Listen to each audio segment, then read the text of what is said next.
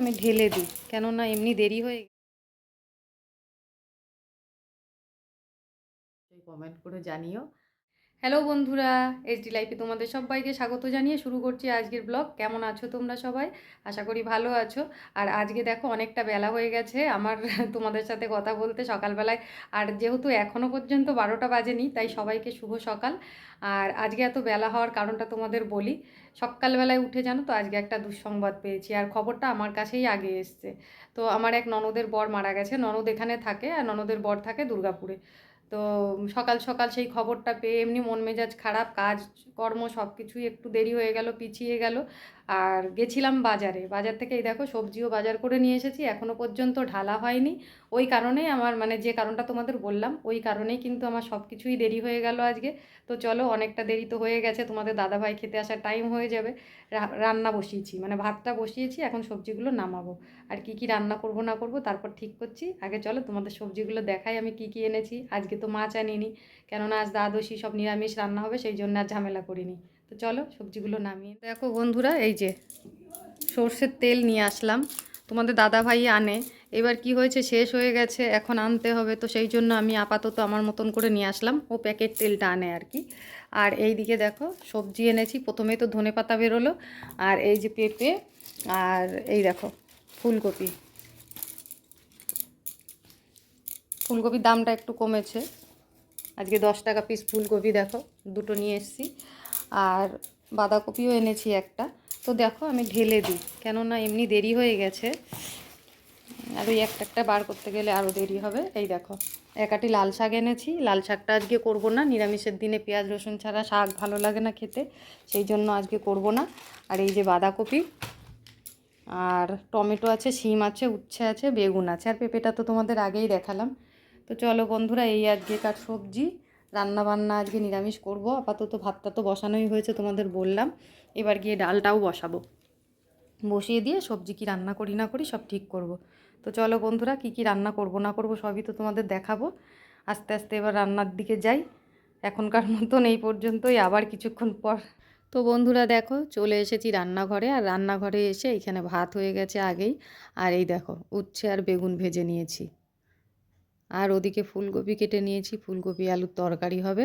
আর এই দেখো ডাল বসিয়েছি এখানে। ডালটা আজকে আমি ধনেপাতা দিয়ে টমেটো দিয়ে রান্না করলাম, মুগ ডালই রান্না করলাম, কিন্তু ওর মধ্যে টমেটো ধনেপাতা দিয়েছি। মুগ ডালটা আমি কাঁচা বসিয়েছিলাম। আর এইখানে এই যে ফুলকপি ভাজা হচ্ছে, এটা তরকারি হবে। তো বন্ধুরা আজকে স্নান সেরেই তারপরে রান্নাঘরে এসেছিলাম, তো সেই জন্য আর রান্না বান্না করার পর আর কোনো ঝামেলা ছিল না আজকে। তো আমি রান্না কমপ্লিট করতে করতেই তোমাদের দাদাভাই চলে এসছে খেতে। তো ও স্নান করে নিয়েছে, নিয়ে তারপরে ঠাকুর সেবা দিয়েছে আজকে ওই, দিয়ে তারপরে এই দেখো খেতে বসেছি দুজনে মিলে। তো চলো খাওয়া দাওয়া সেরে নিই, তারপরে আবার আসছি। তো বন্ধুরা দেখো খেয়ে দিয়ে তারপরে কত বেলা হয়ে গেছে, তারপরে আমি এসেছি ছাদে জামা কাপড় মেলতে। তো এই সময় জামা কাপড় মেলতে এসেছি, মেলে কোনো কিন্তু লাভ হচ্ছে না, কেননা রোদটাও যাই যাই করছে।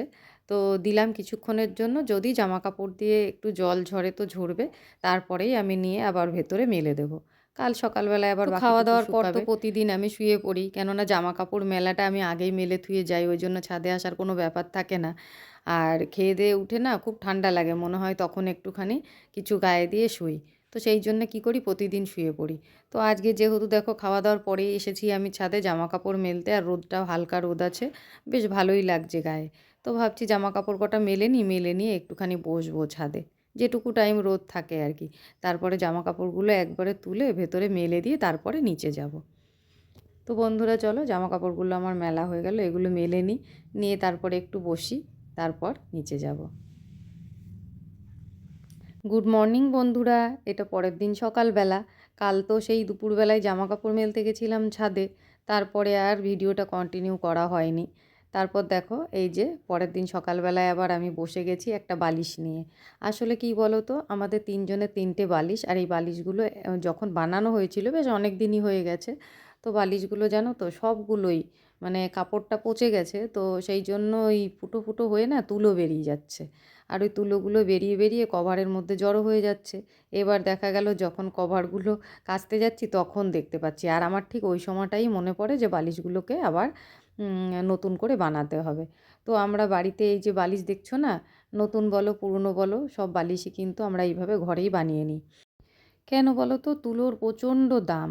আর এত দাম দিয়ে তুলো মানে কেনা, তারপরে আবার লোক দিয়ে বানানো, একটা বালিশের পেছনে কত টাকা খরচা হয় বলো তো? তো সেই জন্য আমরা তুলো কিনে নিয়ে এসে নতুন বালিশও ঘরে বানাই। আর এখন যে বালিশটা আমি বানাবো সেটা তো তোমরা দেখতেই পাচ্ছ, একটা পুরনো বালিশ। আর এই পুরনো বালিশের তুলোগুলোই আমি একটা নতুন খোলের মধ্যে ভরবো। তো প্রথমে দেখো আমি কিন্তু ব্লেড দিয়ে ওই জায়গাটা কেটে নিচ্ছি যেখান দিয়ে তুলোটা বার করব। তো কাটা হয়ে গেছে। এবার ওই যে নতুন কভারটার মধ্যে ভরবো। আমি একসাথে 3টে কভার কিনে নিয়ে এসেছিলাম, এই দেখো। এই যে 3খানা কভারই কিন্তু একই রকম এনেছিলাম। এর আগেও আমি একটা বালিশ বানিয়েছি। আমার বালিশটা আমি আগে বানিয়ে নিয়েছি এরকমই একটা কভারের মধ্যে। আমার বালিশটাও ঠিক এইভাবেই কেটে তুলোগুলো বার করে সেইটার মধ্যে ভরে দিয়েছি, দিয়ে সেলাই করে নিয়েছি। আমার বালিশটার অবস্থাটাই সবথেকে বেশি খারাপ ছিল। আর এখন ছেলেরটারও সেই একই অবস্থা। আর ছেলে যেহেতু একটু বেলাতে ওঠে, তোমাদের দাদাভাই সকাল সকাল কাজে চলে যায়, তো ওর বালিশটা খালি হয়ে গেছে। তো সেই জন্য আজ সকাল সকাল নিয়েই বসে গেছি ওর বালিশটা বানাতে। আর ছেলের বালিশটা না আমার সকাল দিকে হয়ে উঠবে না, জানো তো? ওর বালিশটা সেই আমার বিকেল দিকেই করতে হবে। তো চলো এবার খোলটার মধ্যে আমি সব তুলোগুলো ভরে নিই। তো দেখো এই যে খোলের মধ্যে তুলোগুলো আমি সব ভরে নিচ্ছি। তো ওই বালিশটার মধ্যে যতগুলো তুলো আছে একেবারে সবগুলো দেবো না, কেননা আগের বালিশটা না একটুখানি মানে একটু বেশি পরিমাণেই তুলো ছিল। তো ও বলতো যে ওর নাকি শক্ত লাগে বালিশটা, তো সেই জন্য সামান্য তুলো আমি কমিয়ে রেখেছি। ওই বালিশটা আবার যেদিনকে ছেলের বালিশটা আমি বানাবো ওর মধ্যে ভরে দেবো। তো দেখো বালিশটায় তুলোটা আমার ভরা হয়ে গেছে সবটাই। এবার আমি সেলাই করে নিচ্ছি। আর এটা একদম না একটুখানি কাটা থাকে, জানো তো? তো অনেকটা কষ্টই হলো, কেননা একদম একটা আমি একটু রোগা মানুষ বলে তাই অসুবিধা হলো না, কিন্তু আমার থেকে আরেকটু স্বাস্থ্য শরীর ভালো হলে তার আবার এর মধ্যে হাতটা যেত না। তো যাই হোক, এরকম যদি হয়, তোমরা যদি এরকম ঘরে বালিশ বানাতে চাও, এরকম হলে পরে নিজেরাই একটুখানি সেলাই খুলে নিয়ে তারপরে করো। তারপর দেখো এই যে তুলোটা ভরে দিয়ে আমি মুখটা এবার সেলাই করে নিচ্ছি। ভালো করে ডবল সেলাই দিয়ে নেব, না হলে আবার খুলে যাবে। কেননা এর আগের বালিশটা আমি বানিয়েছিলাম, দেখছি সেলাইটা একটু ঢিলা হয়েছে। তো এই বালিশটা হয়ে গেলে পারি আমি ওটাও সেলাই করে রেখে দেবো একসঙ্গেই। তো দেখো যেহেতু সকাল সকাল আমি বালিশটা বানাতে বসেছি, তো সেই কারণে না আজকে আর সময় হচ্ছে না, ওটা আবার অন্য সময় করে নেব। আজকে এই বালিশটা মানে কমপ্লিট হয়ে গেলে পরে এটা রেখে আবার এখন সংসারের কাজে হাত দিতে হবে, কেননা বেলাটাও অনেকটা হয়ে যাচ্ছে। তো চলো বন্ধুরা, দেখো আমার বালিশ কমপ্লিট হয়ে গেছে। কি সুন্দর হয়েছে দেখো বালিশটা, দেখেছো? মনেই হচ্ছে না এটা ঘরে এইভাবে বানানো। তোমরা কি করো অবশ্যই কিন্তু জানিও।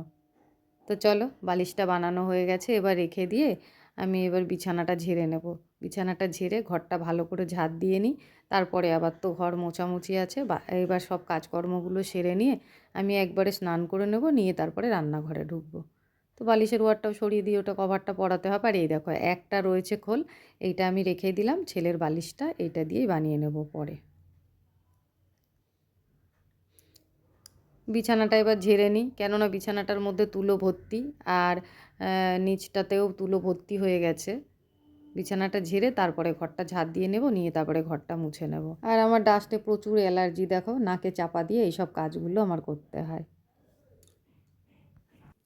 দেখলে তো বন্ধুরা আমি বালিশটা কেমন করে বানালাম। তো বালিশটা বানানো আমার হয়ে গেছে। তোমরা যদি এইভাবেই বালিশ বানাও, তাহলে অন্তত একবার রোদে দিয়ে নিও তুলোটা, কেননা তুলোটা রোদে দিয়ে নিলে বালিশটা আরও ভালো হবে।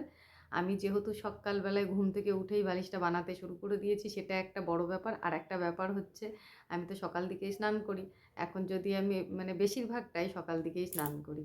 আর যদি দুপুরেও করি, তবুও রান্না বান্না সেরে না সময় থাকে না। তোমাদের দাদাভাই তাড়াতাড়ি বাড়িতে চলে আসে দুপুর টাইমটাতে, তো সেই সময় আর সময় হয় না যে স্নান করার আগে আমি বালিশটা বানাবো। তো সেই জন্য কতদিন ধরে জানো তো বালিশটা করব করব করে আর করা হচ্ছিল না। আজকে মানে কাল রাতে শোয়ার সময় ভেবে রেখেছি যে আজকে আমি বালিশটা বানাবোই, বানিয়েই ছাড়বো। তো সেই জন্য সকালবেলায় উঠেই শুরু করে দিলাম। এবার গিয়ে বালিশটা একবার রোদে দিয়ে আসবো, সারাদিন তো রোদ থাকছেই। তাহলে একটুখানি কোনো রকম তাও হবে। তবে ওই বানানোর আগে দিলে যেরকম হতো ততটা হয়তো কাজ হবে না, কিন্তু হবে। তো চলো বন্ধুরা, আজকের ভিডিওটা এই পর্যন্তই। তোমাদের কেমন লাগলো অবশ্যই কিন্তু কমেন্ট করে জানিও। আর যদি ভালো লেগে থাকে একটা লাইক কমেন্ট শেয়ার করে দিও। আর চ্যানেলে নতুন হয়ে থাকলে চ্যানেলটাকে সাবস্ক্রাইব করে আমার পাশে থেকো। তো আজকের মতন ভিডিওটা এই পর্যন্তই। চলে আসবো আবার নতুন কোনো ভিডিও নিয়ে। ততক্ষণের জন্য তোমরা খুব ভালো থেকো, সুস্থ থেকো। টাটা।